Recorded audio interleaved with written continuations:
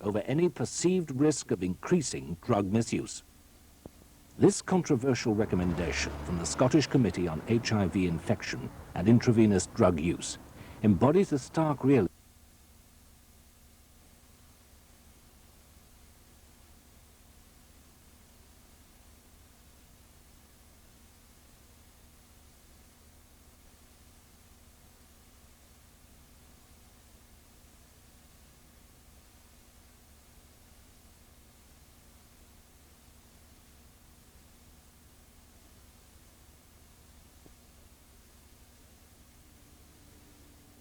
Prevention of the spread of the human immunodeficiency virus, HIV, must take priority over any perceived risk of increasing drug misuse.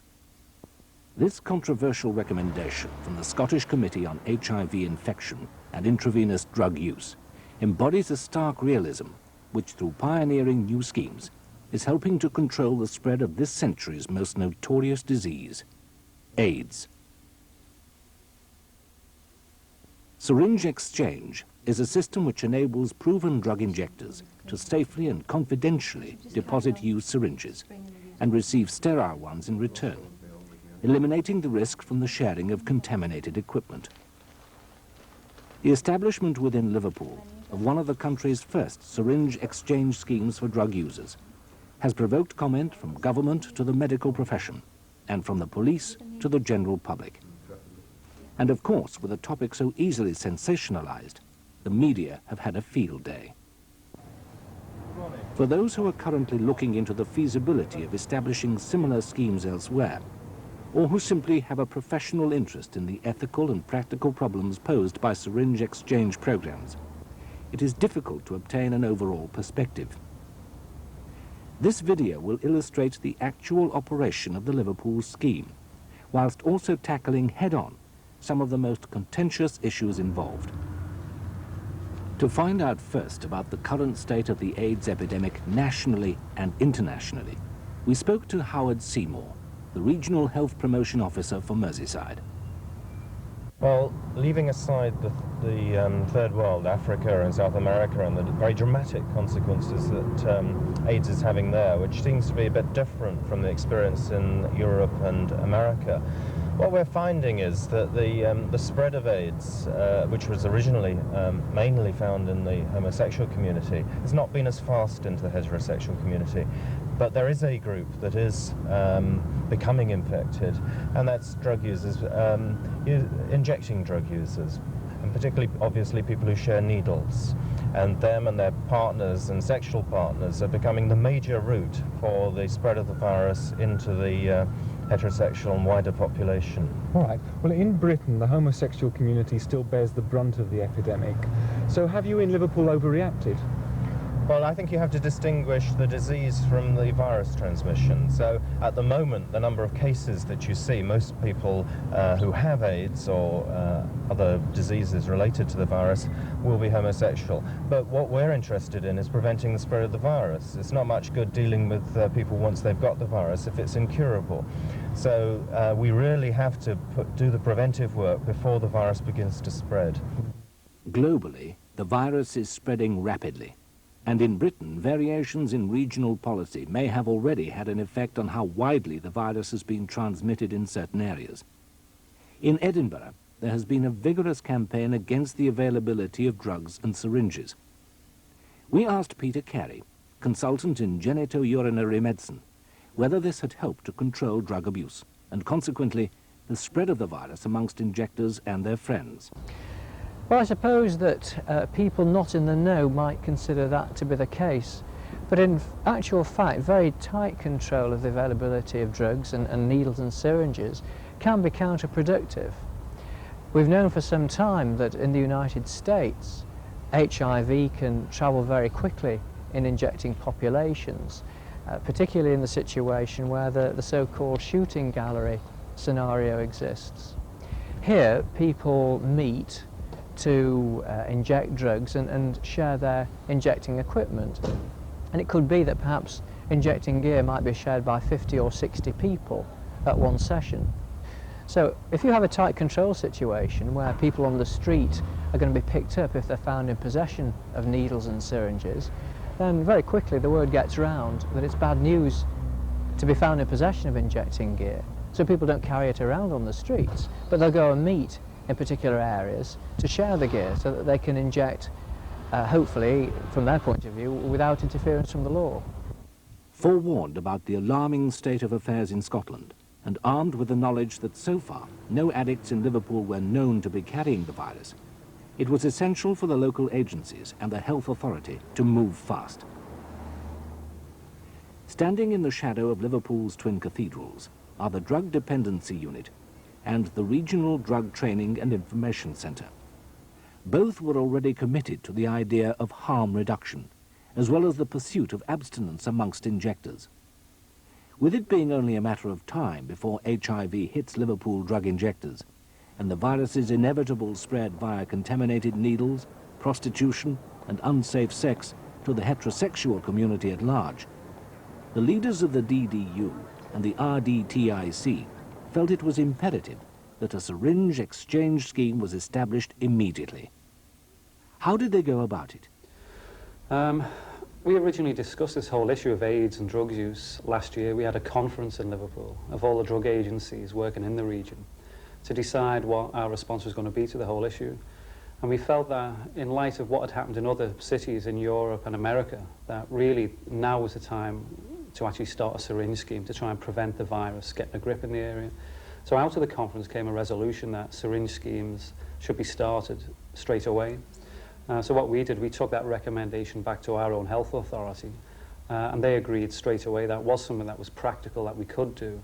So within a week of the conference, we actually had the equipment in the building and we were starting to exchange syringes. Of course, even though the conference and the health authority were backing the scheme organisers, there were many other people to consult, not least of whom were the clients, the injectors themselves. How did the scheme obtain the approval, or at least the tolerance of these interested parties, and avoid the kind of outcry in the media which could have jeopardized the whole scheme? Well, obviously, there's a number of key agencies and groups that have to be consulted on an issue like setting up a syringe scheme. The first group, it's obviously imperative to discuss a proposed scheme with, are drug users themselves.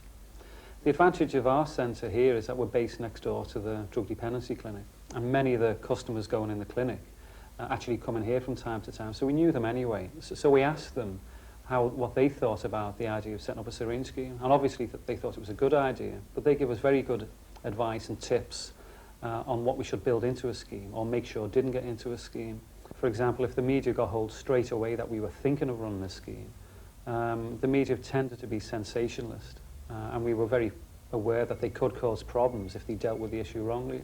So we actually did a deal with the local press.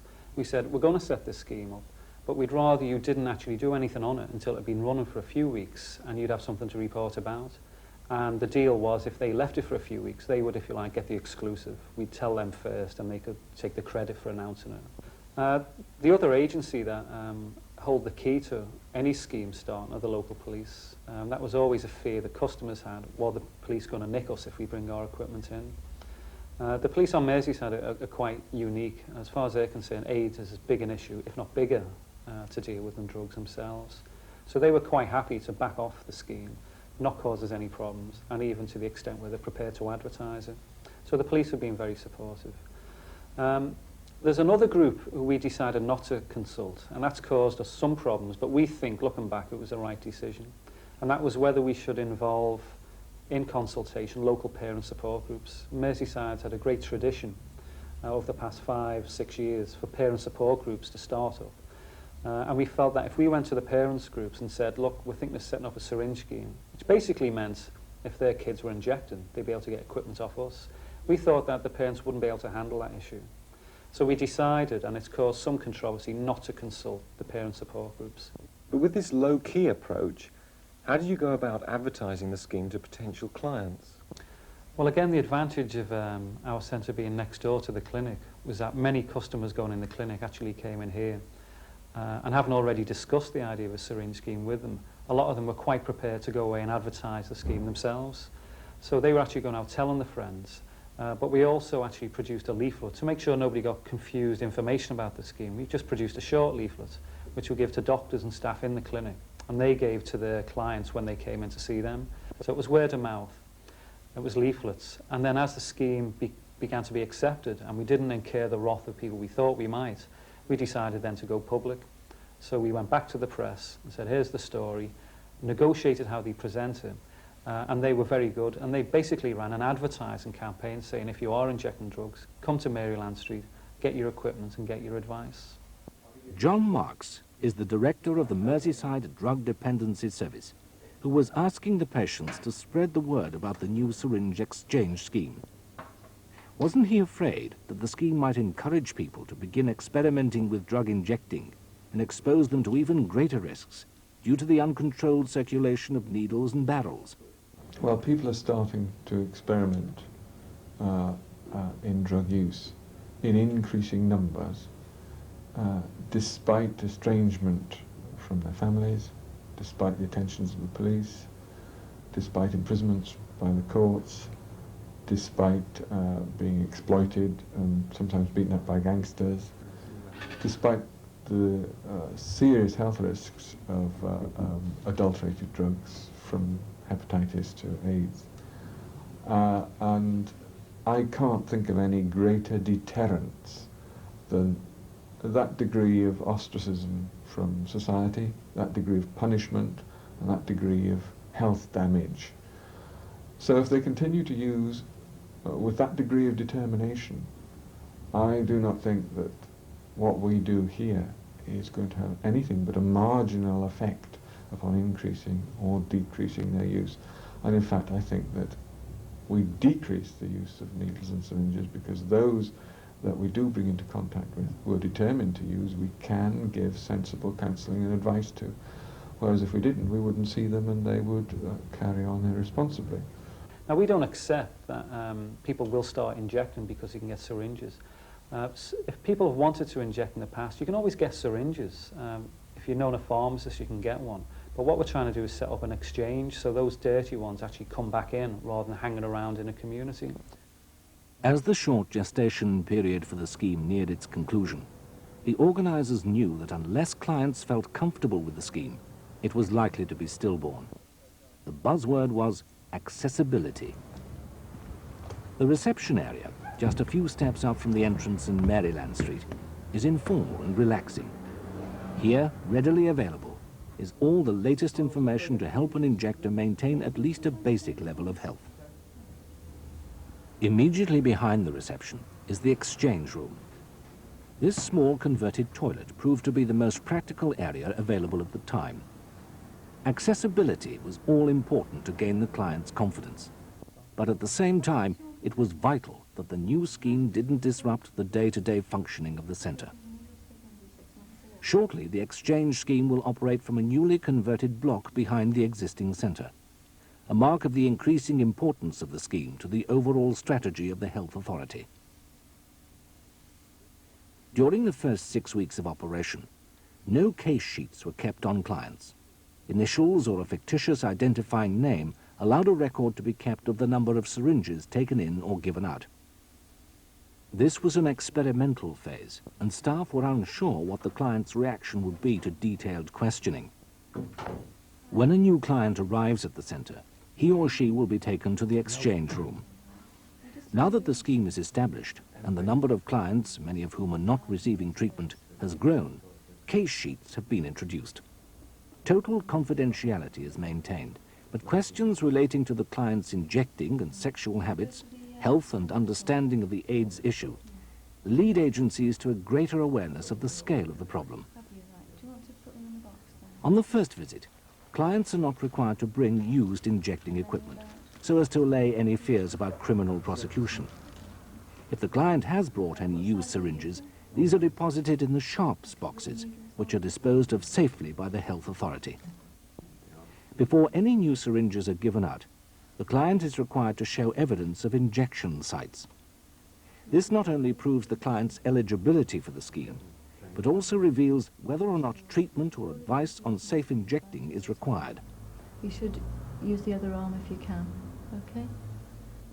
The reticence amongst injectors to attend for treatment at hospital casualty wards, where they feel discriminated against, has resulted in the discovery of a number of sometimes serious health problems, such as septicemia, ulceration, and collapsed veins.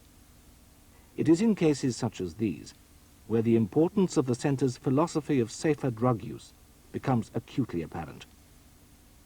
An injector's dependence on contaminated needles and dirty street drugs can be eased by offering the loan of clean equipment and the chance of treatment at the DDU. Sometimes it is too late, but as the scheme extends its service to an ever greater number of injectors, so the chances of harm reduction improve. Safe injecting is a prerequisite. Injectors often believe they know best. Punctured arteries and destroyed veins show otherwise. Clients are advised to alternate injecting sites and to avoid the torso. If they persist in injecting into the femoral vein, they are shown how to avoid damaging the nearby femoral artery, or, if all else fails, how to stop arterial bleeding. Jeanette Carr has been advising clients from the beginning of the scheme. Does she have any qualms about teaching methods of injection? No, mainly because one of the aims of the scheme is to promote a healthier lifestyle. And as the people are using the scheme are already injecting, it's not so much a question of teaching the methods of injection, more one of correcting their present technique. Yes, but groin injecting can be a hazardous operation. What do you feel about this? Well, we've frequently presented with people who've used all the accessible sites and they've resorted to injecting in the femoral vein.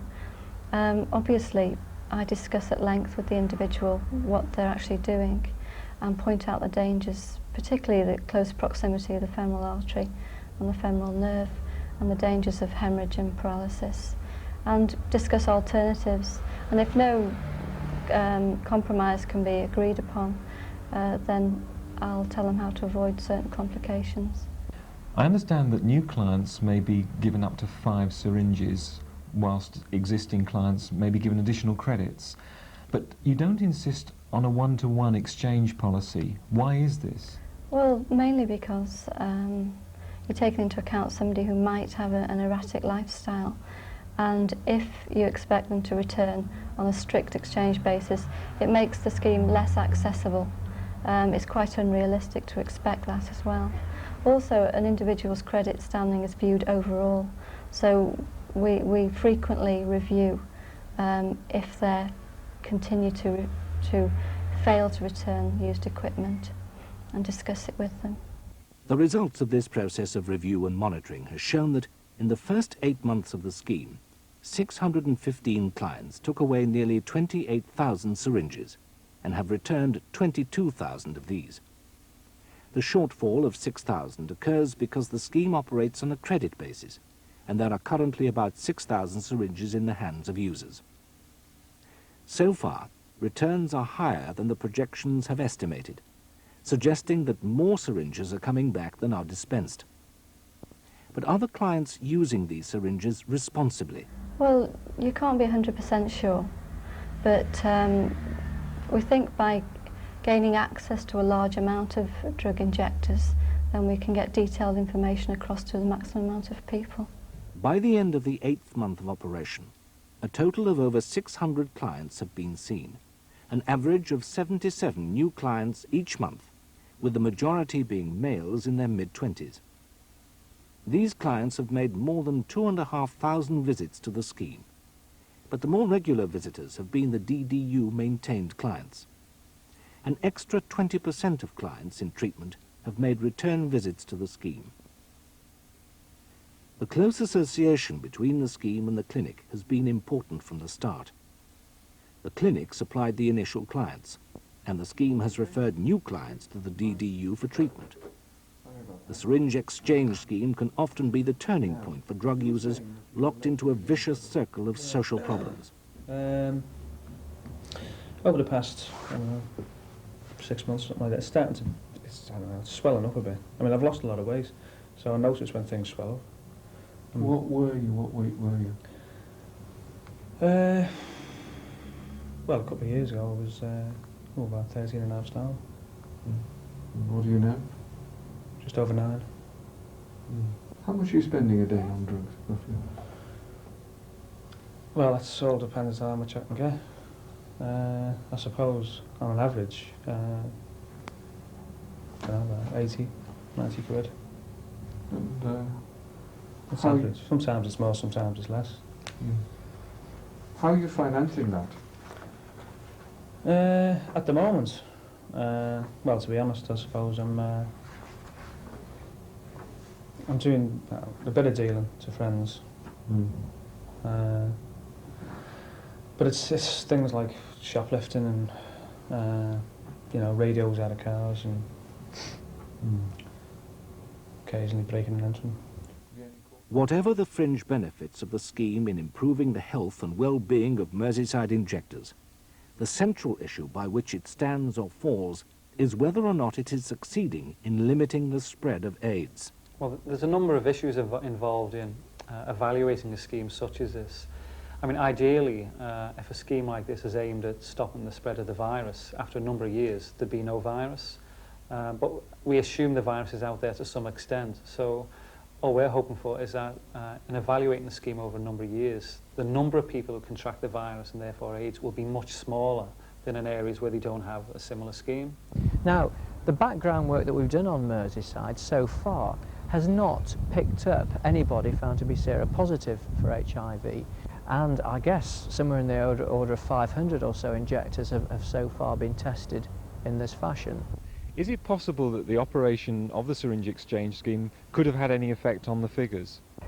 That is very difficult to know, but I personally think that it is having an effect at the moment. We imagine that somewhere on Merseyside there must be injectors who are seropositive for HIV. Now, quite clearly, if those people are coming along to centres that are not only skilled in managing these problems related to drug misuse, but are also capable of counselling in a proper sort of way about the spread of HIV, in conjunction with a needle and syringe exchange scheme, then this seems to give the best hope of control of the spread of the virus. There's no point in making needles and syringes freely available if the correct information is not there. And I think that's where the Centre of Maryland Street is going to score, because there are very dedicated people there who are doing absolutely excellent work to get the message across. But do the clients share the same view of the scheme? Drug injectors are generally aware of what safe practices are. In the past, the problem was that they were never able to get the equipment to indulge in those safe practices, and so were forced to share needles. Were you at all concerned about the kind of treatment you might get from people when you came here? The people running the actual scheme, yeah, you know, they hear of all these schemes going and no questions asked, and you get there, they want to know who's who and what's what, you know, but like this place, it's run by ordinary people. Did you have any trouble with the police at all? Coming here, no, you know, I thought, you know, they was been sitting outside, you know, watching who was coming, who was going, but I've been coming here a long time, I've never had any problems at all. The centre spends on average about £1 per week for each client. The cost of treating a victim of AIDS is currently approaching £30,000 per annum. As the scheme caters for an ever larger percentage of Liverpool's drug-using community and helps to minimise the possibility of a local AIDS epidemic, it is also helping to conserve the resources of an economically depressed region. This may help to contain outright opposition to the scheme, but to be truly viable, it must have the active support of certain sections of the community. Up to now, pharmacies have been prepared to supply syringes on a no-exchange basis. Used syringes have been found turning up on street corners. This has inevitably provoked local opposition and a certain amount of bad publicity for the exchange scheme, who have been held responsible. More than ever, this argues for an increased number of local syringe schemes, helping to minimize the circulation of used syringes. Parents have expressed concern about the very existence of such a scheme, which is seen as condoning drug use. Occasionally, it has been necessary to offer the service to very young injectors. How has the scheme dealt with the issue of confidentiality in these cases? Well, confidentiality can be a problem unless you resolve the issues before you're faced with them. For example, we don't have any age limit. We don't set a certain age you have to be before you can get into the scheme. So, for example, we've had a very young lad in who looks about 12 years old. He's actually about 50, and so he says, but he looks very young. Now, we thought, well, he must be trying it on just to get syringes. But when we asked to see his injection sites, he'd been injecting for a couple of years. He was in his femoral vein and his groin. He was doing a lot of very nasty things. Now, the dilemma for people could be, well, this is a young kid. Should we give him equipment? Our view is, kids of that age, if they're injecting or doing anything as dangerous as that, they need to be in touch with services, not kept out. So we give him his syringes, he comes back, and after coming back a few times, he's now opening up a little bit more. So there's an opportunity to do some work with him. If we didn't give him his syringes, and if we offered a scheme that said you had to be over a certain age, we wouldn't have seen him. If that link is broken, the young client may be lost to a subculture where hope remains a cynical illusion. It is the maintenance of this subculture, with its dependence on street drugs and earnings from crime or prostitution to pay for them, which concerns the police. A vital element in the success of the scheme has been the response of the police. We asked Superintendent Peter Deary of Merseyside Drug Squad to tell us what stance the force has adopted. Well, we've adopted a very supportive stance. The reason why is that we are all members of the same society. We all have a vested interest in the control of the spread of AIDS. We're not primarily concerned with those who inject drugs, but certainly their families and anybody else with whom they come into contact. We can all be the same sort of risk. We have removed any possibility that police officers will lurk or be believed to lurk in the vicinity of an exchange premises in order to trawl for people who might be in possession of used syringes. So we are determined, as far as possible, that we will encourage the scheme, encourage people to use the scheme, and we will not do anything at all which could damage the credibility of what's going on at the clinics. The Liverpool Syringe Exchange Scheme is pioneering the route towards a new realism in dealing with drug abuse and AIDS, as we lurch towards an epidemic potentially beyond the scale of anything previously known. The scheme is evolving all the time, and changes will be made in the light of experience. But already that experience has shown that a syringe exchange scheme must be accessible, anonymous, and friendly. Drug users will only cooperate if they feel at ease. To maintain that situation, it is vital to obtain the cooperation of all interested parties, but particularly the police and the media. Counselling and treatment should be available where requested, and the information collected should be utilised for the benefit of the clients and the interested agencies in monitoring the prevalence and rate of spread of AIDS. What advice would you give to other workers in similar schemes? I would strongly advise them for any technical knowledge and information to seek medical advice and support, and remind them that misguided advice can often have more serious consequences than the present practices the injectors are using. Having come this far, what does Alan Parry see for the future of the Liverpool Syringe Exchange Scheme? With the Liverpool scheme, we think we've gone almost as far as we can. The service is up and running, many people use it, and we just hope that more people come in and do use it. But there's a couple of issues that we've been made aware of that make us think we really perhaps need to have more of these schemes. The average age with people we see here is about 26, 27, and those older ones report back to us that there's many younger casual injectors out in the community. Now, we don't see them.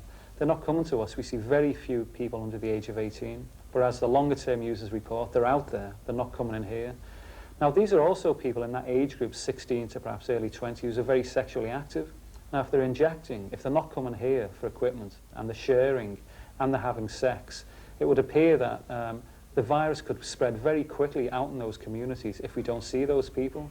So we'd say to people that it's not enough to set up a big central scheme and tick it off and say you've provided a service for drug users. Unless we actually take more community-based mobile schemes out, we'll start to see the spread of the virus into the heterosexual community via these young casual injectors. So we feel that that is the next step, to actually get out into the community, not just have a big central scheme, and get people using perhaps smaller mobile schemes.